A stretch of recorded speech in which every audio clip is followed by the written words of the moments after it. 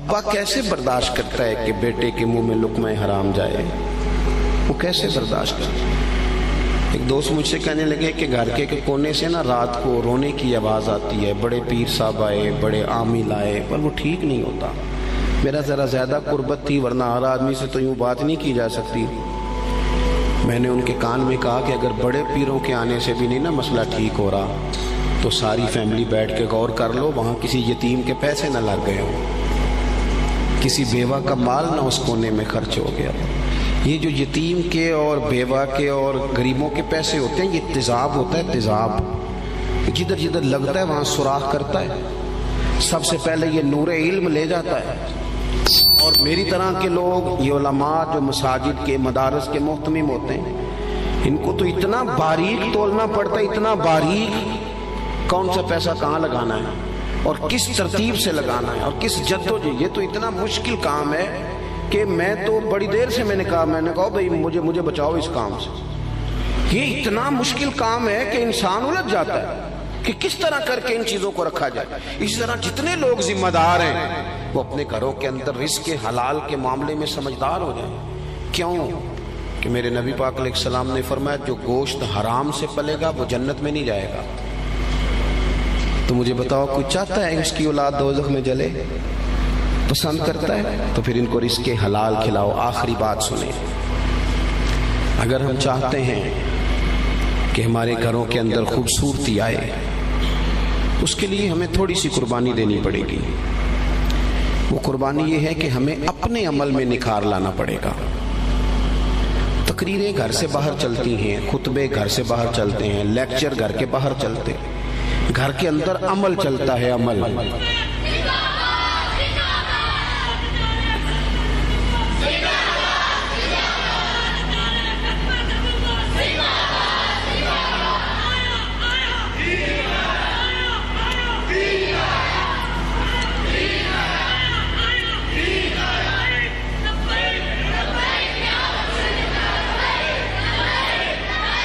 جزاک اللہ۔ سنیں، کردار جتنا زیادہ پختہ ہو جائے نا آدمی کا اپنا، یعنی جب آپ والد بن جاتے ہیں، جب کوئی خاتون ماں بن جاتی ہے، اس کے بچے اسے مکمل نوٹ کرتے ہیں۔ جب آپ استاد ہوتے ہیں تو آپ کو مکمل نوٹ کیا جاتا ہے۔ میں نے ایک دفعہ اپنے حساب سے گزارش کی، میں نے کہا لوگ علماء پہ اعتراض بڑا کرتے ہیں، تو فرمانے لگے صحیح کرتے ہیں۔ کس نے کہا تمہیں سب سے اونچے ممبر پہ بیٹھو؟ اگر سب سے اوپر بیٹھنا ہے تو پھر سب کی نظریں تو پڑنی ہے نا۔ یہاں تے چٹی چادر لا دینا کڑیے تے پہننا فقیران دی لوئی، یہ چٹی چادر تے داغ لگیندا ہے تے لوئی نو داغ نہ کوئی۔ او بھئی آپ نے دعویٰ کیا ہے نا کہ ہم سمجھانے کی مسند پہ آ کے بیٹھے ہیں، تو اگر آپ نے سمجھانا ہے تو پھر تو لوگ آپ سے کہیں گے کہ جناب آپ سمجھا رہے تھے تو یہ آپ کیوں فلاں کام کر رہے تھے؟ ہم جتنا زیادہ لوگ کردار سے سیکھتے ہیں، کردار سے جتنا کردار سے سیکھتے ہیں، اور گھر کے اندر اگر ہم کوئی بھی ایسا کام کریں گے، اپنی اہلیہ کو اگر سخت جملے کہیں گے، اسے برا بھلا کہیں گے، اس کا نقصان بھی ہمارے بچوں کو ہوگا۔ چھوٹا سا بچہ نا حفظ کا، میں کھانا کھا رہا تھا تو اس نے باہر سے اجازت مانگی، تو میری گھر والی نے کہا کہ وہ روٹی کھا رہے ہیں ذرا ٹھہر جاؤ، تو رو پڑا۔ تو کہنے لگی روتا کہ پتر جا چلا جا پھر۔ تو میرے پاس آ کے نا تو وہ اس طرح رویا، کھانا چھوڑ دیا۔ میں نے کہا پتر کیا ہوا؟ کہنے لگا پیر صاحب دعا کرو میری امی اور ابو لڑا نہ کرے، بڑی تکلیف میں۔ آج پھر گھر فون کیا تھا تو اماں رو رہی تھی، میں کیا کروں، آپ دعا کر۔ چھوٹا سا بچہ، میں اسے کیا نصیحت کروں، کیا اسے سبق پڑھاؤں، میں اسے کس طرح؟ وہ کہنے لگا میری اماں بے ہوش ہو جاتی ہے، میرے ابا اسے مارتے ہیں، ہم کانپتے ہیں، ہم رضائیوں میں گھستے ہیں، میری بہنیں منت کرتی ہیں میرے باپ کی۔ یہ کب معاملات ٹھیک ہوں گے؟ ان کو کس نے اس اذیت میں ڈال دیا ہے؟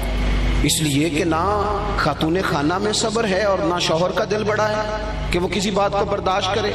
اور میرے عزیز، کردار کی بلندی ہمارے بچے سہم کے اگر چھپتے پھریں، کون ذمہ دار ہے اس کا؟ کس نے اس تکلیف میں مبتلا کیا؟ اور یہ گھر کی کہانی نہیں، یہ 20 گھروں کی کہانی ہے کسی کو بتا بھی نہیں سکتے، کسی کو کہہ بھی نہیں سکتے۔ تھوڑا سا حوصلہ بڑا کریں، تھوڑی دلیری کریں، اور میرے بھائی تھوڑا سہنا سیکھیں۔ ہن لباس لکم وانتم لباس لہن، اللہ فرماتے ہیں وہ تیرا لباس ہے، تو اس کا لباس ہے۔ اگر کوئی عیب ہو بھی تو لباس تو چھپایا کرتا ہے، بتایا تھوڑی کرتا ہے۔ اپنے کردار میں وہ خوبصورتی لائیں۔ دیہاتی آدمی ہوں، دیہات کی مثال دیتا ہوں۔ اماں میری شوگر کی مریضہ تھی، تو ایک ہمارا قریبی تھا، وہ اب تو اللہ خیر کرے وہ دور نہیں رہا، لیکن اس نے نا موٹر سائیکل کو ہارن بڑا خوفناک لگایا تھا، تو گزرتا تیز ہارن بجاتا، تو اماں بیچاری پریشان ہوتی۔ کئی دفعہ اسے سمجھایا، سخت جملوں کا تبادلہ بھی ہوا، پر مانا نہیں۔ ایک دو دن وہ گزرا تو بڑی سادی سی موٹر سائیکل کے ساتھ میں نے اسے کھڑا کر لیا۔ میں نے کہا میاں خیر ہی؟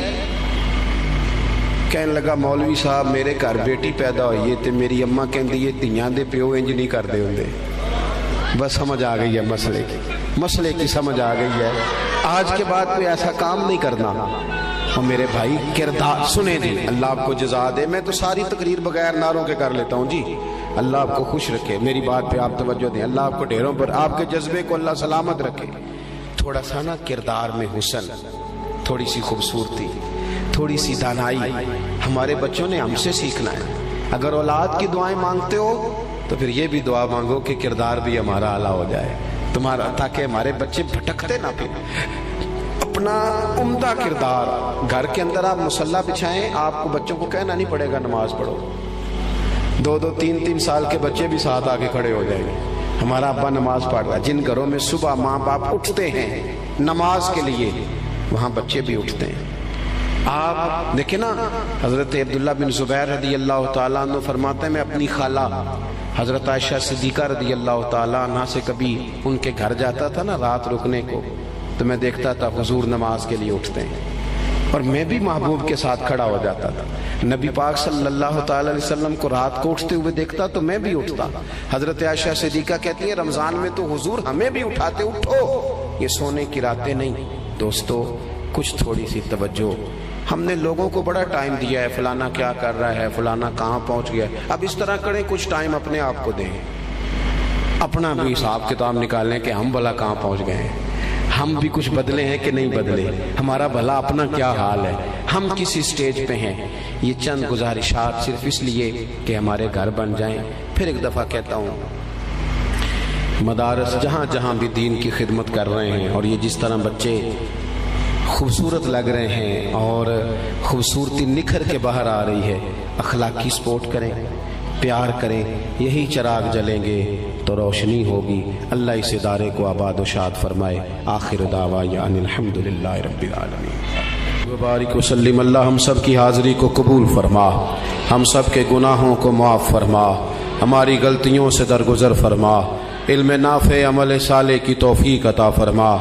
اے مالک کریم مسجد کی محبت عطا فرما، قرآن پاک کا پیار نصیب فرما، اس ادارے کو ترقیاں عطا فرما۔ اے اللہ شامل ہونے والے احباب کو برکات عطا فرما، بیماروں کو شفا عطا فرما، مقروضوں کو قرض کے بوجھ سے رہائی نصیب فرما، تنگ دستوں کو وسعت رزق عطا فرما۔ مالک جو تیرے قرب کے متلاشی ہیں ان کے لیے رستہ آسان بنا، دروازہ رسول صلی اللہ علیہ وسلم کی گدائی ہمیں نصیب فرما، علم نافع عمل صالح کی توفیق عطا فرما، امت کے حق میں رحمت والے فیصلے فرما، برما کے مجبور، کشمیر اور فلسطین کے مظلوم مسلمانوں کی مدد فرما، پاکستان کو نظام مصطفیٰ صلی اللہ علیہ وسلم کا مضبوط قلعہ بنا۔ اللہم انا نسألک العفو والعافیۃ فی الدین والدنیا والآخرہ، رب اغفر وارحم وانت خیر الراحمین۔